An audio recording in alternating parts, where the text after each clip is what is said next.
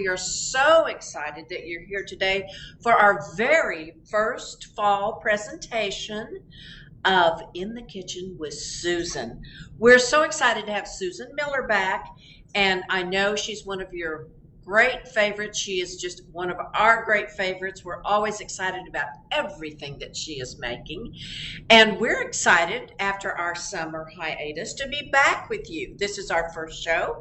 It's September, and Susan is going to make a wonderful summer squash.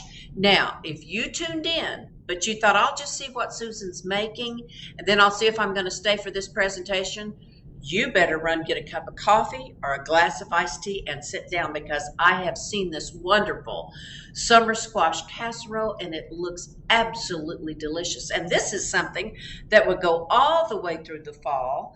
And I told Susan a while ago, I thought it'd be great for Thanksgiving. So we want everybody to stay and watch the presentation, and also just to let you know, you can come up to the library now and see these demonstrations live. So if any of you are wondering, could you come up to the library and watch Susan's demonstrations? Absolutely you can, and we're excited about having you. So we want to thank Susan for being here today as part of our Literacy Services Department presentation of healthy eating and healthy cooking, and we also want to thank the following for making this presentation available to you: the Institute of Museum and Library Services, the Oklahoma Department of Libraries, and of course, your Bartlesville Public Library.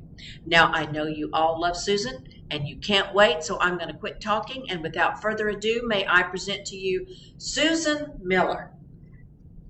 Thank you very much, and welcome back to our first class. I'm so excited about this particular recipe. This one is rather new. It came from the abundance of squash, the abundance of summer squash, and sometimes we get an abundance and we don't know what to do with it. So I started looking around for different recipes, and I found a squash casserole, but it wasn't, there were too many steps in it. You had to cook the squash down and strain it and do all these steps, and so I just decided to piddle around in the kitchen and play with something, and I'm telling you, this is one of my family's favorite recipes. Now, a lot of you probably already know this, but I'm just going to say it anyway, just in case you don't. There's a difference between squash. We have a winter squash, we have a summer squash. Summer squash or winter squash is harvested at the end of summer, beginning of fall, some of them up into winter, and there's so many varieties. We have a butternut, that's that rich orange color. There we have pumpkins, we have spaghetti squash, we have gourds, just all sorts of different kinds. And these make lovely fall recipes. You scoop out the seeds and bake them with a little honey and butter in the cavity, or you can cut them in chunks and roast them like you would a potato. You can make a lovely butternut squash soup or a pumpkin soup. However, with winter squash, you don't eat the peel, because the peel is very hard and very tough, and the flesh is very hard, and there's not a lot of water in it. So don't use winter squash in this recipe.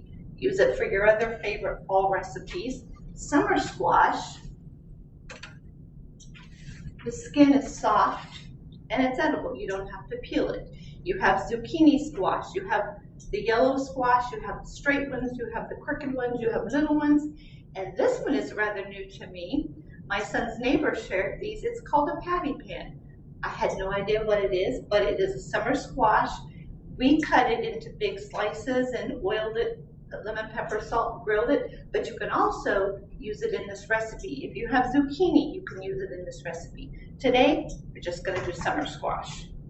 All right, so to start with, we're going to go ahead and slice our squash. Since summer squash has a lot of water in it, we're going to slice it first in this colander and just let it drain a bit while we prep everything for the recipe. When you slice your squash, you're going to want to get it about a little bit bigger than 1/4 of an inch, but regardless of what size you slice it, make sure they're all the same. We're going to use this little slicer. You can adjust the width of the blade, and so that makes it easy. You can also use a food processor that has a slicer. However, if you're going to use one of these, make sure when you get to the end, you use this, because you do not want finger in your squash casserole, and it will cut. We're going to start by cutting off the ends, and then we're just going to run it through this slicer, and always keep your fingers out of the way. These are very, very sharp, but they do make it fast. Now, see how my finger's getting close? This little piece here, it has teeth if you want to hold on to it, or it just has little nubs if your piece is real small. So we're going to leave the little nubs out, and we're just going to push it through with this. Ta-da! No cut fingers. Okay, we're going to go through. We're putting about 5 of these summer squash. If your squash are smaller, of course, obviously you can use more. And sometimes zucchini is bigger. So, but you're going to want about 5 or 6. Now, if you don't need a casserole this big, it's very easy to cut it down. However, this recipe is very good leftover. So I would encourage you to make a big one. There we go. Just a few more to go. Another note on this recipe, the topping that we're going to put on it is completely gluten-free.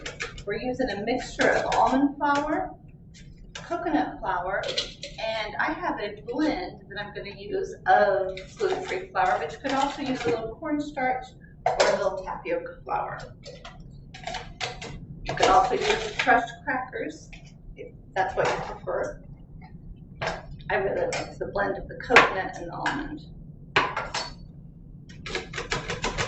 And remember, if you haven't heard, you're welcome to come to the class again, and at the end of the class, we'll get to try the recipe. I have one in the oven right now baking, so that you can sample it.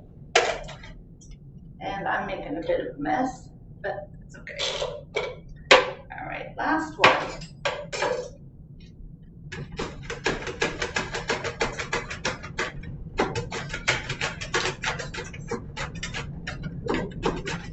Now, can you see how this one isn't going through as well? I don't know if you can see this up close. Can you see how the seeds are a little bigger? The best way to use the summer squash is when it's really young. After it's been on the vine for a while, the seeds get big and tough, and the skin will start to get a little tough. So be sure you get the small, fresh ones, or pick them earlier if you're growing them yourself.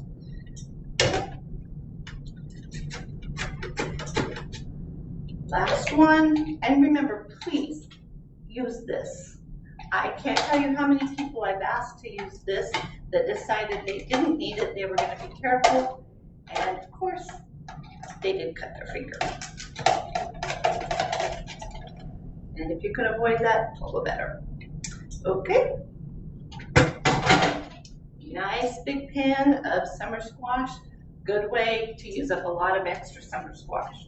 We're going to set this off to the side, and we're going to finish the rest of the ingredients. We're going to put some garlic. We're going to put 3 of these sweet little peppers. Now, if you have a great big sweet pepper, you can use those too. I just like these. I like the flavor.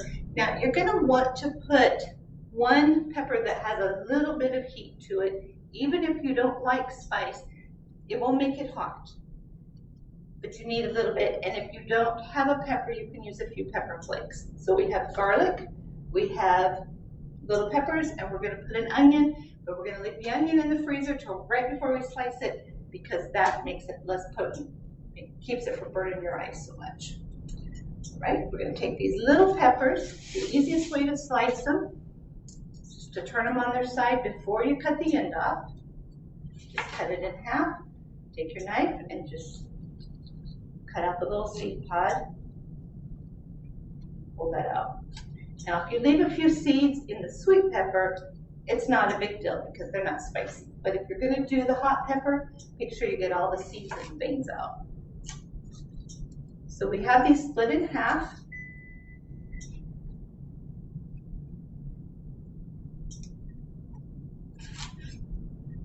And I'm doing one of each color, but you can use whatever you like. Stack the halves together and then slice. Don't chop because the skin is kind of tough. Just slice little slivers. We've got the yellow one.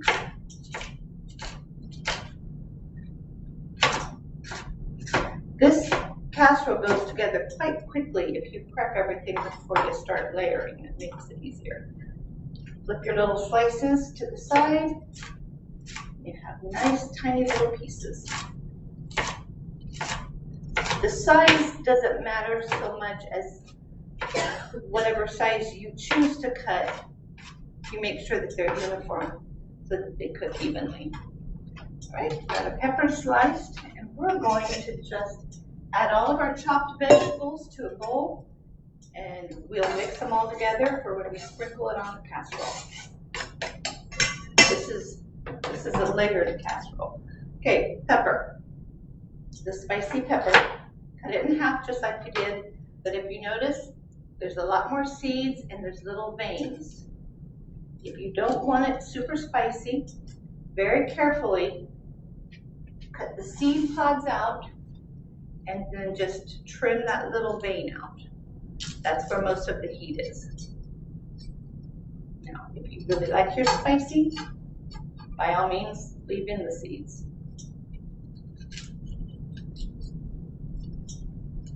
Now, if you have a grapefruit spoon, it's the spoon with the little serrated edges, you can just take it along and scrape all those little veins out. But if you have heat sensitive people, make sure you get all the seeds out. All right. And we're going to make this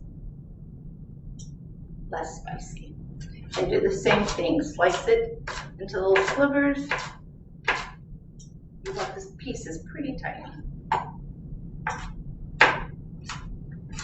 And you really won't tell that it's in there other than it's just a little light, little bit of heat right at the back. We're going to go ahead and rinse this cutting board off because it has the hot seeds on it.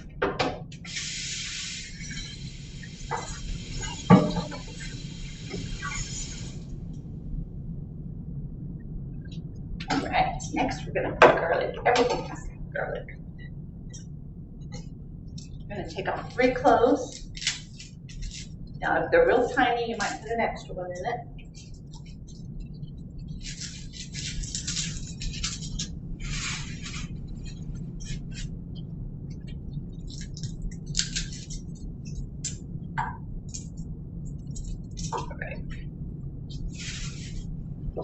The easiest way to get the paper off, make sure your fingers aren't wet. Take the flat edge of your knife and just give it a good whack. Crushes up the garlic, which you're going to cut anyway, but it breaks the little papers loose. Makes it easier to get out.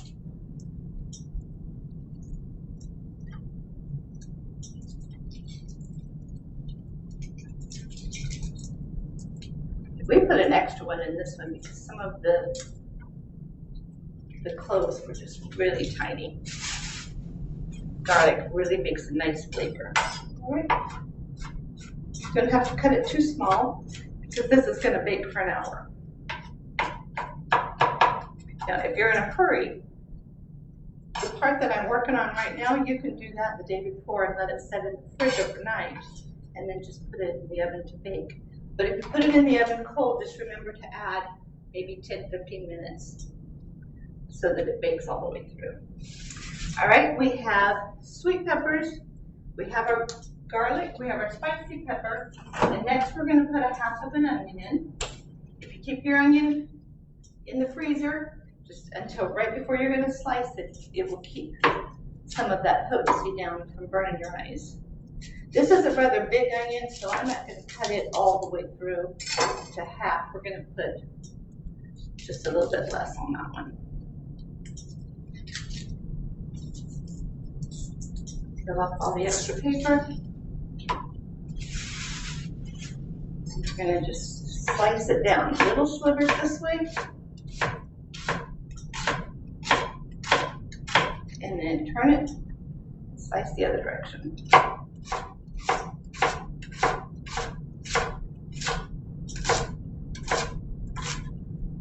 All right. Onion. We're going to add some fresh thyme and some fresh chives. If you have this in your garden, go ahead and pick it out of your garden. If not, you can buy them in these little packets that look like this in the grocery store. But be sure and don't buy them too far ahead because they don't keep that long. So we're just going to cut those into little bitty chunks. And the reason why we're putting everything all together is we're going to layer this on, and you don't have to worry about how evenly you spread the chives or the onions or peppers. So we're going to mix them all together. Fresh thyme is a lovely herb. You put it on fish, you put it on chicken, just a variety of things. We're going to take the little stalks and just take your fingers and run down. You just want the leaves. The stems are pretty woody, so you don't want to put those in. Probably put 3 or 4 of those in there. Thyme is pretty strong, so don't overdo that one. Just for a little touch of flavor. All right. Here's our thyme.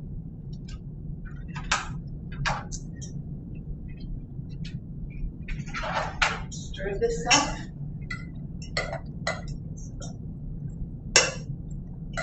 So we have our squash, we have our veggie mix. Now we're going to put together some eggs and sour cream. And it just pulls that squash together into the most lovely casserole. We're going to put a ½ cup of sour cream. Now, if you're trying not to do dairy, they make a product that it's a plain yogurt, but it's made with coconut milk. It's quite delicious. You could use that as well. Then we're going to break 4 eggs.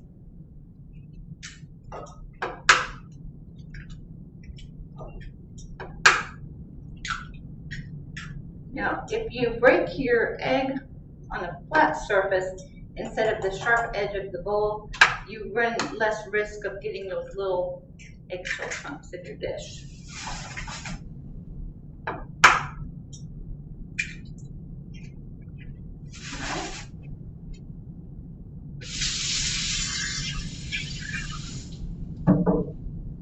We have ½ cup of sour cream, and we have 4 eggs, and we're just going to whisk those together. It doesn't have to be thoroughly blended. Just like that. All right. We are just about ready to start putting our dish together. We have one more item to mix, and that is the topping. We're going to take, it's called Extra White Gold gluten-free flour. Very light, very fluffy. If you don't have this, you could also use like a mix of cornstarch and tapioca flour. This is almond flour, and this is coconut flour. The reason we're using 3 different types of flour is for the flavor and for we want it to crisp up a little bit on the top. Coconut flour is one of my favorite flours. Add it to lots of things, even my white bread, because it just adds such a lovely flavor. Almond flavor is very dense. Almond flour is very dense and heavy, and it doesn't crisp up as much. but it does add a nice flavor. And lastly, you need something light, like cornstarch or tapioca flour or arrowroot, and that kind of helps bind it together. We're just using a half a cup of each.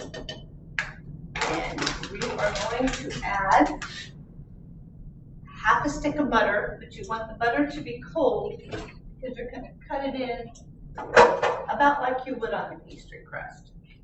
The easiest way to do this, if it's cold, just grate it right into the flour.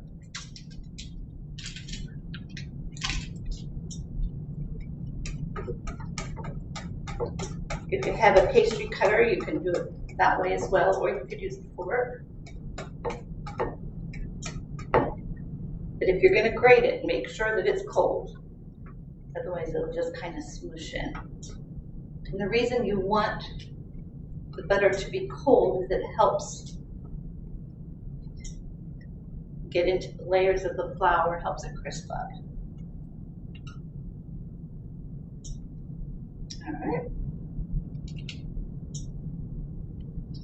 Butter and flour. Then you're going to use your fingertips. There's a lot of heat in the palms, so don't use the palms of your hands. Just use your fingertips, and we're just going to kind of mix it into the flour, just kind of pinch and twist. You don't want it thoroughly mixed, just kind of crumbly like you would for a pie crust.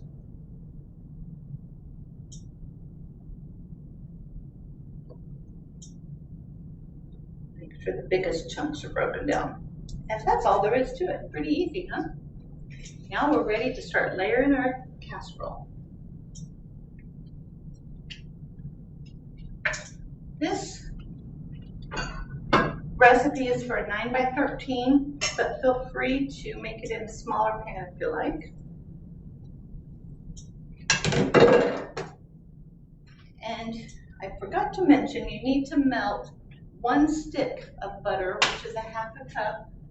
Melt it in the microwave or on the stove, whatever you prefer. And we're going to take that melted butter and we're just going to brush the bottom and the sides of the pan.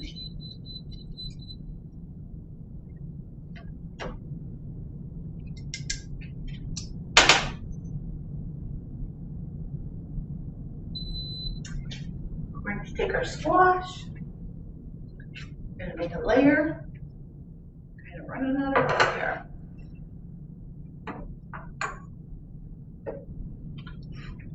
When you layer the squash in, just slightly overlap so that you have a solid layer on the bottom.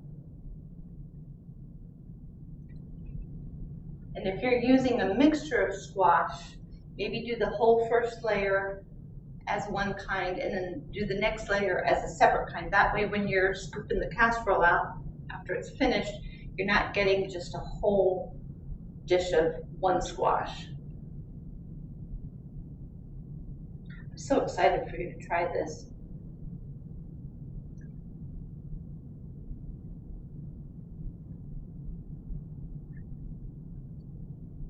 My husband said this is his new all-time favorite. He loves this.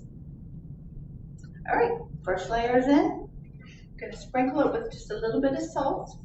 Now this recipe is online, and I didn't put amounts for salt because everybody likes different.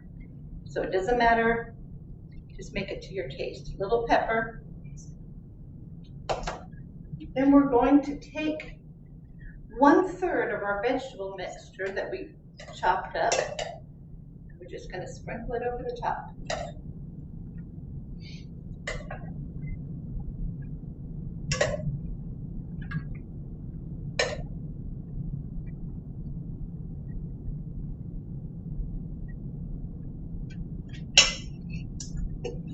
We're going to drizzle about 1/3 of the butter over the top. That's all of it because that was from another recipe. So we're just going to pop another stick in there so that it can start melting.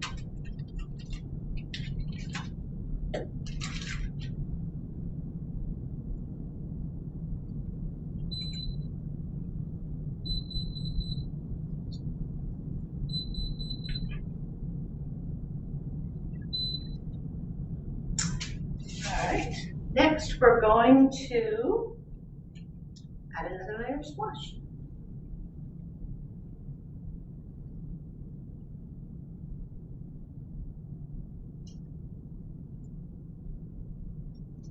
Because this, oh, guess what I forgot? I forgot the cheese. How can you have squash casserole without cheese? That's not cool. All right. We are going to put in sharp cheddar. Sharp cheddar is really important for this recipe because it has more flavor. You can put a mild in there, but it's just going to get kind of lost in there. So you do want a sharp. You're not putting a lot of cheese in. You have about 1/2 pound, and we're going to put about 1/3 of that. We're just going to grate it over the squash.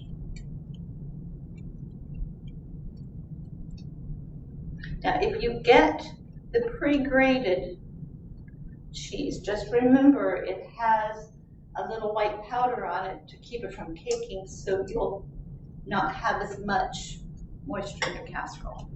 So you'll just have to adjust for that. Maybe add more sour cream. Now we're ready for our second layer.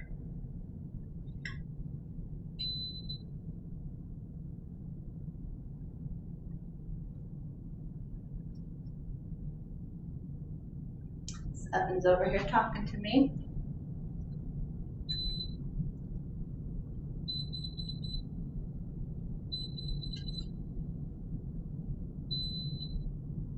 One of these days, I'm going to be pro with this oven here.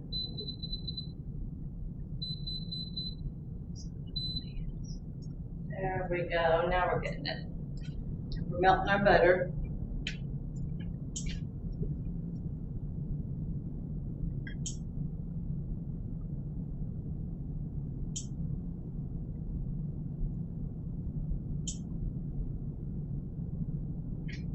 This casserole is hearty enough.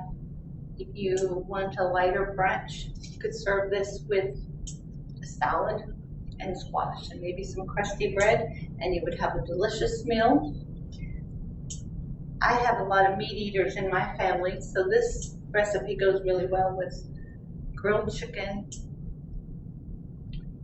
or really basically any kind of meat dish.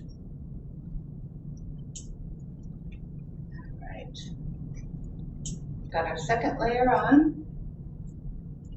We're going to sprinkle it with another 1/3 of our vegetables.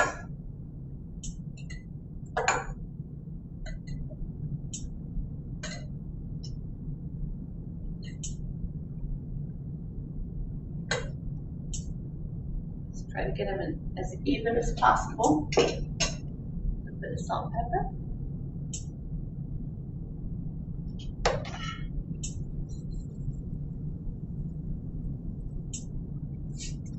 And we're going to do a bit more cheddar.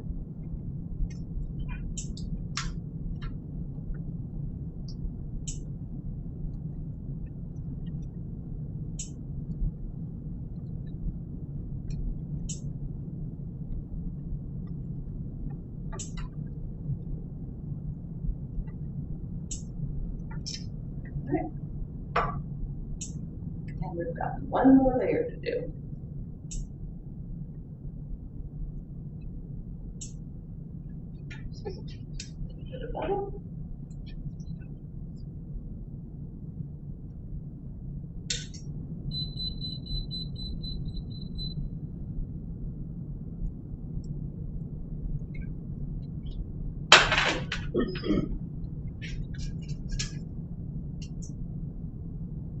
Last layer.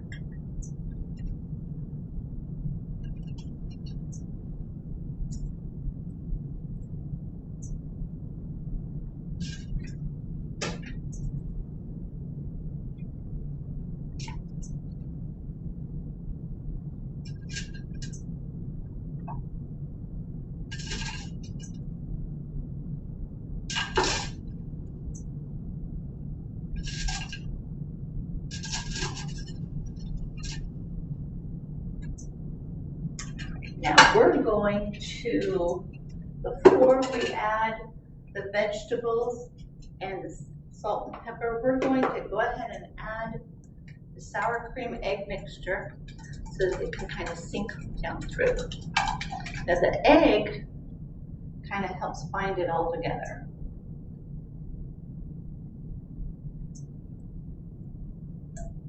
And of course the sour cream makes it nice and creamy.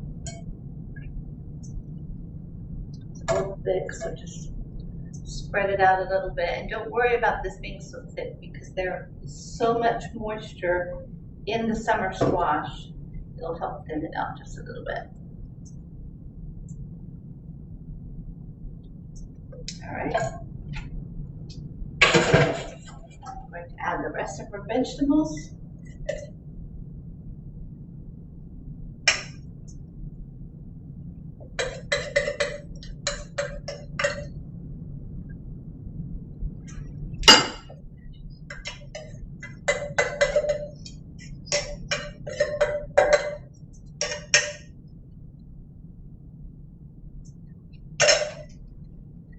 Little salt and pepper.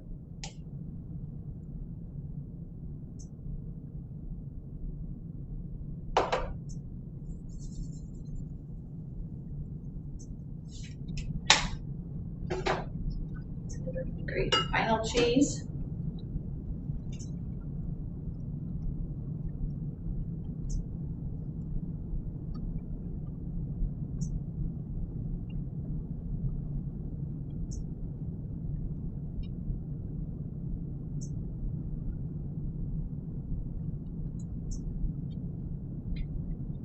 You can pre-grate your cheese if you like to, that way it makes it quicker.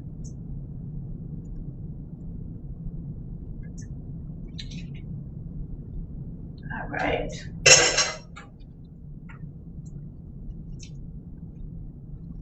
Just kind of spread it out just a little bit. Pretty easy so far. What do you think?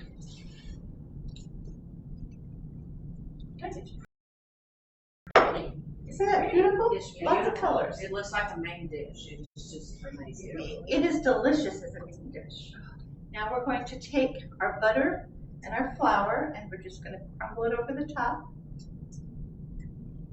And that butter will bake into that flour and you'll have this lovely crunchy top.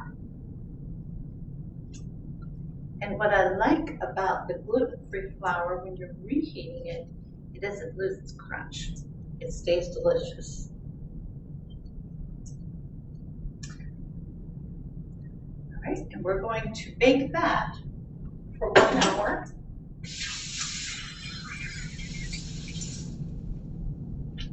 Now, if you are going to be in a hurry, this part right here can be made the night before, cover it with plastic wrap, put it in the refrigerator, and then you can just pop it in the oven. It does bake for 1 hour.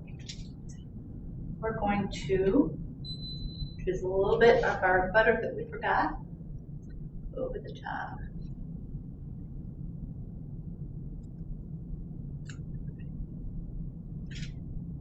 Now this is something, if you don't want to make your bread, they sell these loaves of bread. It's crusty bread and it's par baked. So you just pop these in the oven for 10 minutes. You have crusty bread, and then you can serve a salad. How fast would that be? Lettuce already cut. We've got a mixture of baby spinach, baby kale, very healthy greens. Grab a cucumber, grab a little thing of tomatoes. You have a quick salad. Now, I have one in the oven. We're going to check and make sure that it's done. But I really would like for you to see this casserole. So delicious. Oh, look at that. I'm gonna put this one in and take that one out.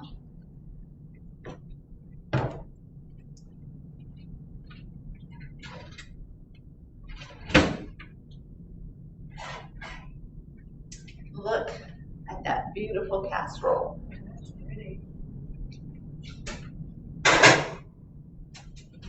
Susan, this is absolutely gorgeous. Does it Hold it up, smell everybody can good? see it. And it smells so wonderful. I don't know if you can see all that creamy egg underneath. It's just bunched it all together and cooked it up into one solid bite of delicious. A wonderful meatless main dish, actually. It really is. You have egg, you have cheese, so you do have your protein, and just all the flavor that's in there. Wonderful. Anything else you'd like to tell the audience? I wish you were here so that you could try this. Absolutely. Well, you'll have something just as wonderful on October 5th to serve the people if they would like to come up. I am sorry that some of you are not here. We're going to enjoy this immensely. We're so excited to have Susan back. We're excited about what the fall is going to bring. Hopefully it'll bring you up to the library. Hopefully we'll have some other wonderful dishes. Have you decided about October yet? Haven't yet, but it's going to be something that just goes with fall. Wonderful. Well, you can put your suggestions on our Facebook page, Literacy Services Facebook page, and that's where you'll find this wonderful recipe. Let me mention that we bring you this program as part of the Literacy Services Department of the Bartlesville Public Library. We teach reading to those who have fallen behind. We teach English conversation to those whose first language is not English. We also do citizenship instruction for those who want to be inspired to move on and get their citizenship in the United States of America. And then we have this whole wonderful arm of health literacy that we teach to everyone. We have all kinds of exercise classes that are available to you this fall. And of course, we have our cooking classes that are available. This is Susan Miller. She does In the Kitchen with Susan. And we have a brand new instructor who will be coming on the third Thursday of each month, who is going to be doing an intensely wholesome type of instruction to teach you how to substitute all different kinds of ingredients for things that you'd like that might make the dish really clean, super clean, and just a little different kind of eating. It will possibly include vegetarian and vegan dishes as well. So this is a comprehensive program called Literacy Services at the Bartlesville Public Library. I'm Joni Elmore. I'm a literacy advocate for this program, and our director is Karen Kerr-McGraw. We want to thank all of you for joining us today, and we also want to thank the following for making this program possible: the Institute of Museum and Library Services, the Oklahoma Department of Libraries, and the Bartlesville Public Library. Do go to our website, Google the Bartlesville Public Library, look up in the tabs, it says departments, and look underneath that, it says literacy services, and you will see a calendar for all of our exercise classes, our cooking classes, and even our health related classes. We just did one on insurance this morning, and we will be having some more technical discussions coming up on September 14th, 21st, and 28th about how to understand insurance and the medical side of that. So look for all of our programs on our website, and we want to thank you again. We want to thank Susan again. We want to thank our library again. Thank you for joining us at Literacy Services in the Kitchen with Susan. Bye-bye.